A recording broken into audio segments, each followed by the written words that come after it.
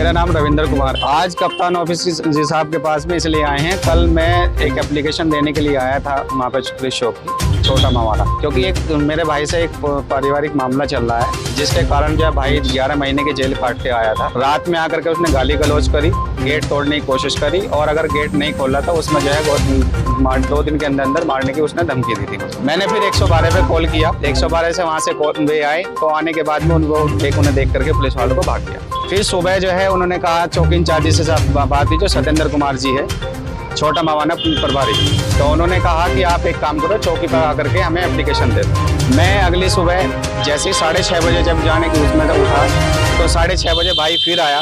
फिर गेट पर गाली गलौज करी उसने कि गेट खोलने की उसने करी। मैंने अपने गेट खोलने के लिए मना कर दिया, क्योंकि पुलिस वाले रात हमें मना करके गए थे कि आप गेट मत खोलना। मैं एप्लीकेशन लेकर के छोटा मावाना चौकी पे गया। चौकी पे जाने के बाद में उन्होंने कहा इंचार्ज साहब ने कि मैं अभी थोड़ी देर में आ रहा हूँ, आप बैठ जाओ। मैं कहा ठीक है, वहाँ बैठ गया। तो मुझे उन्होंने कमरे में बैठा रखा था।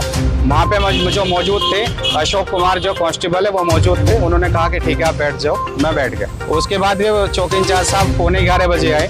10:30 बजे उन्होंने चौकी साहब ने अशोक को कॉल किया, जो कांस्टेबल थे। उनको कॉल करने के बाद उनसे कहा कि आप एक काम करो, इनका मोबाइल जब्त कर लो। मेरा मोबाइल उन्होंने किसी बहाने से उन्होंने मोबाइल ले लिया। मैंने कहा कि आप मुझे मोबाइल क्यों ले रहे हैं ऐसे, ये तो ठीक नहीं है। उसके बाद वहाँ पे चौकी इंचार्ज साहब आते हैं 11:15 बजे। विवाद चल रहा है हमारा, जो है परिवार का बंटवारे का विवाद चल रहा था। 420 के केस में वो जो है वो जेल से उठ गया है। अब मारपीट वहाँ पे पुलिस चौकी के वहाँ से जो आते हैं 11:15 बजे, जो इंचार्ज साहब सत्येंद्र जी आते हैं, तो उन्होंने मुझे कमरे में बंद करके मेरे साथ में गाली गलौज करी और मेरे साथ मारपीट करी। आप ये निशान देख सकते हैं, ये देखिए, और मेरे पैरों तक फटके बजाए आप पैर देख सकते हैं। तो उन्होंने मेरे साथ मारपीट करी।